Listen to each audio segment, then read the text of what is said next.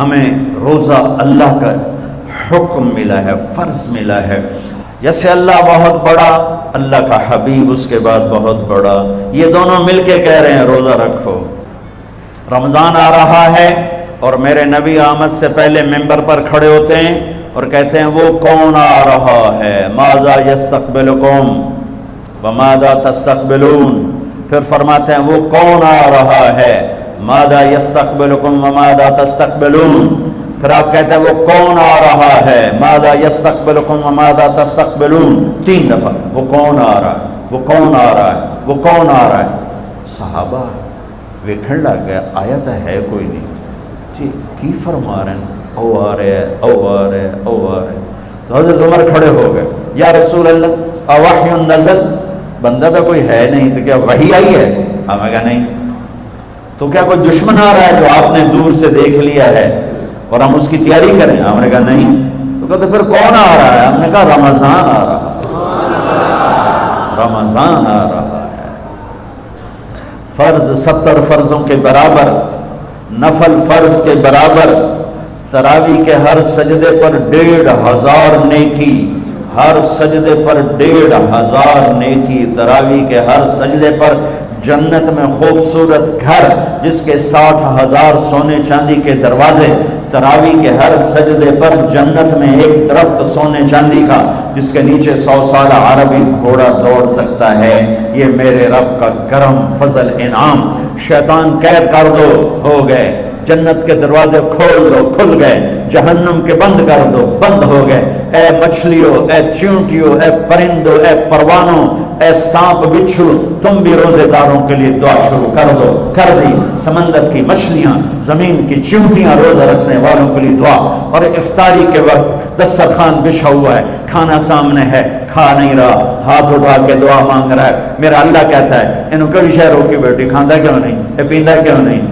دسو نا فرشتے ہو، دسو نا یہ کیوں نہیں کھاندہ، یہ کیوں نہیں پیندہ؟ کہ مولا تیری خاطر کہ بس ٹھیک ہے پھر میری تسبیح چھاڑ دیو تو میرے روزے داران دی دعا تے آمین شروع کر دو. حتیٰ کہ اللہ عرش کے فرشتوں سے فرماتا ہے کہ میری تسبیح چھوڑ دو. اور اس وقت جو افطار پر دسترخوان سجے ہوئے ہیں اور لوگ کھانے سامنے رکھ کے بیٹھے ہوئے ہیں کہ اللہ کا امر آئے گا. میرے نبی بھی ایسے ہی فرماتے تھے. میرے نبی نے 9 رمضان دیکھے، 9 رمضان میرے نبی نے دیکھے. ان میں 2 30 کے تھے، 2 رمضان 30 کے اور 7 29 کے. اور آپ بھی کھجور سامنے رکھ کے بیٹھے ہوتے تھے اور ایک آدمی اوپر کھڑا ہوتا تھا اور وہ سورج کو ڈوبتا دیکھ رہا ہوتا تھا. جو ہی سورج ڈوبتا وہ کہتا یا رسول اللہ غربت ڈوبا، آپ فوراً کھجور منہ میں رکھتے تھے. آپ سحری بالکل آخر میں کرتے تھے اور افطاری فوراً کرتے تھے تاکہ امت پہ بھوک کا ٹائم تھوڑے سے تھوڑا ہو. یہ رحمت للعالمین ہے. آپ افطاری دیر سے آخری لقمہ، آخری کھجور منہ میں یا آخری لقمہ اور بلال اذان دیتے تھے اور ادھر یوں سورج چھپا اور ساتھ ہی لقمہ منہ، ساتھ ہی منہ میں. ہم 2-2.5 منٹ لیٹ کرتے ہیں کہ احتیاط احتیاط. چلو ٹھیک ہے، لیکن میں اپنے نبی کا بتا رہا ہوں کہ فوراً ڈوبتے ہی منہ میں کھجور یا پانی یا دودھ کی لسی، اس سے آپ افطار فرماتے تھے. اور ایک واقعہ ہوا، بادل تھے تو بادل میں اندازے سے افطار ہوتا ہے. سب نے افطار کر لیا، میرے نبی نے بھی افطار کر لیا. اور تھوڑی دیر بعد جب نماز پڑھنے کے لیے اٹھے تو بادل ہٹے تو سورج کھڑا ہوا تھا. تو وہ روزہ سب کا قضا ہوا. پھر رمضان کے بعد سارے مدینے نے، میرے محبوب نے بھی وہ روزہ دوبارہ قضا کیا. تو میرے بھائیوں، اس مہینے میں اللہ نے قرآن کو اتارا، اس میں لیلۃ القدر کو اتارا، اس میں اللہ تعالیٰ نے مسلمانوں کو پہلی دفعہ فتح عطا فرمائی. جنگ کے بدر کی فتح کا تحفہ رمضان میں، مکے کی فتح کا تحفہ رمضان میں. جیسے اللہ بہت بڑا اور اللہ کا حبیب بہت بڑا، پھر اللہ نے اپنے حبیب کو امت بھی اسی کے حساب سے دی. میں تھوڑا فرق بتاؤں موسیٰ علیہ السلام کی امت اور میرے نبی کی امت کی. موسیٰ علیہ السلام کی قوم آگے موسیٰ پیچھے ہارون، اور چلتے چلتے سمندر پہنچے. آگے آ گیا سمندر، پیچھے آ گیا فرعون. قال اصحاب موسیٰ، موسیٰ علیہ السلام کے ساتھی صحابہ، اس میں طنز ہے. کہ اتنی صحبت اٹھا کے بھی عقل نہ آئی. قال اصحاب موسیٰ، بنو اسرائیل نہیں کہا، اصحاب موسیٰ کہا، کہ ان کے لیے اس میں لان تان ہے کہ اتنی صحبت کے بعد بھی تمہارا ایمان یقین نہ بنا. کہنے لگے انا لمدرکون، موسیٰ تو نے ہمیں مروا دیا، پکڑوا دیا، اب آگے سمندر ہے، پیچھے فرعون ہے، ان کتنے جاویے. ان کو نہ موسیٰ علیہ السلام کا فکر ہوا اور نہ ہارون علیہ السلام، انہیں اپنی پڑھ گئے. تو موسیٰ علیہ السلام نے کہا کلا کا ترجمہ جو بھی ہے وہ صحیح ہے، ہرگز نہیں، پر میں اس کا ترجمہ نہیں، اس کی مراد یہ بیان کرتا ہوں کہ موسیٰ علیہ السلام نے کہا تسی ہو تو لتراں دے لے گیا تو انہوں فرعون دا لتر پوے یا تو انہوں سمندر دی موج پوے، لیکن ان معی ربی، میرا رب میرے ساتھ ہے، وہ مجھے راستہ دے گا، میری طفیل تمہیں بھی دے گا. 40 سال کی صحبت کے بعد اور اتنے بڑے بڑے معجزے دیکھنے کے بعد کہنے کہ تو نے مروا دیا. یہ تصویر ہے موسیٰ علیہ السلام کی قوم کی. اب میں تصویر پیش کرتا ہوں اپنے نبی کی امت کی. 27 صفر کی رات ہے، جمعہ کی رات ہے، آج ہجرت کی پہلی رات ہے. میرے نبی اور صدیق دونوں ہجرت کے لیے نکل رہے ہیں. میرے نبی پنجوں کے بل چل رہے ہیں تاکہ پاؤں کا نشان کھوجی پہچان نہ لے. ابو بکر کبھی آپ کے آگے چلتے ہیں، کبھی پیچھے چلتے ہیں. موسیٰ علیہ السلام کی قوم نے کہا تو نے مروا دیا، اب کیا کریں. ابو بکر کبھی آگے کبھی پیچھے، کبھی آگے کبھی پیچھے، اور 3 میل کا فاصلہ ہے.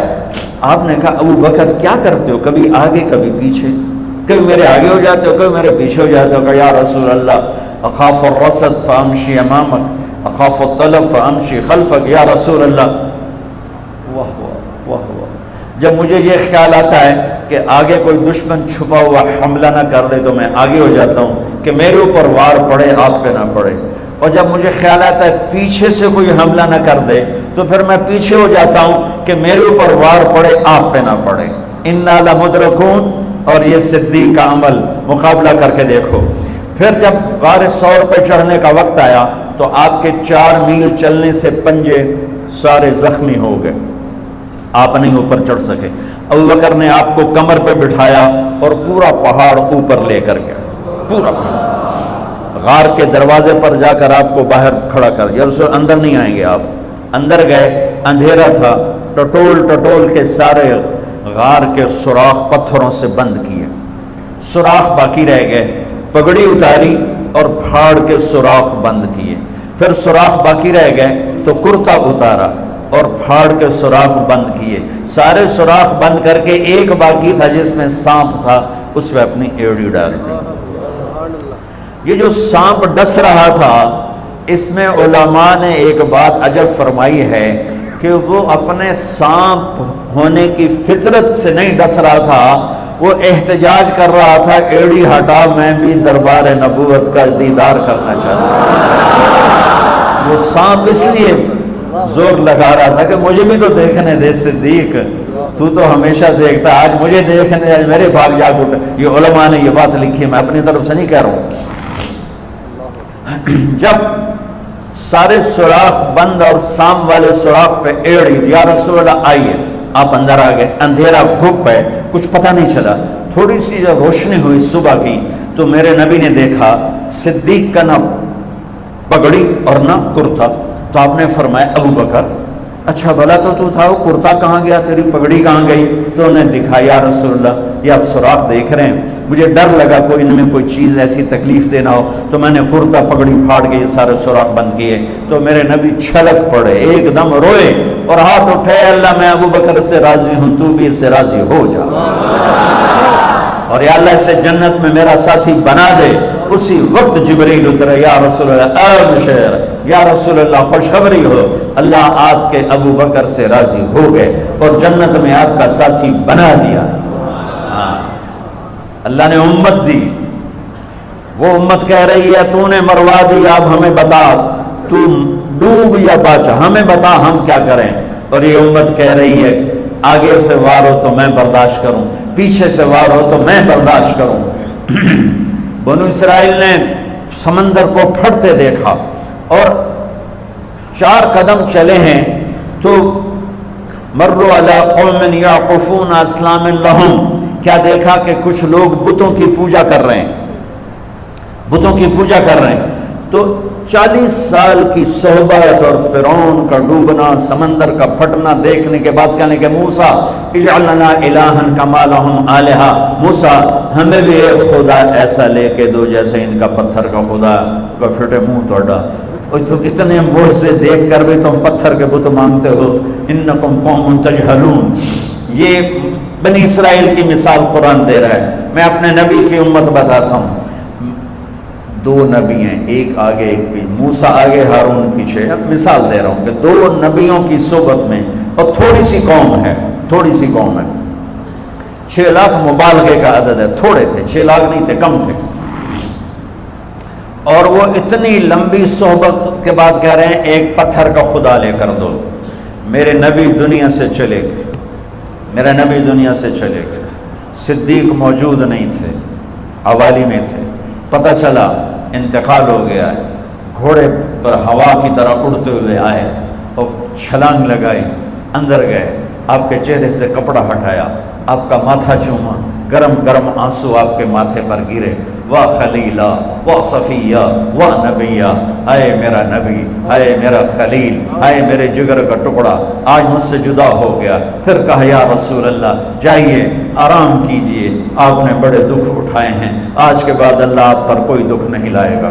اس کے بعد آپ مسجد میں آئے، مسجد بھری ہوئی تھی، نبی دنیا سے جا چکے ہیں، وہاں دونوں نبی موجود ہیں، کہہ رہے ہیں پتھر کا بت لے کے دو، یہاں نبی جا چکے ہیں، عمر تلوار نکال کے کھڑے ہیں، جو کہے گا فوت ہو گیا میں قتل کر دوں گا، وہ فوت نہیں ہوئے، وہ اللہ کے پاس گئے ہیں، جیسے موسیٰ گئے تھے اللہ کے پاس اور واپس آئے تھے، میرے نبی بھی واپس آئیں گے، ساری دنیا کے باطل سے مقابلہ کریں گے، لہٰذا کوئی نہ کہے فوت ہو گئے۔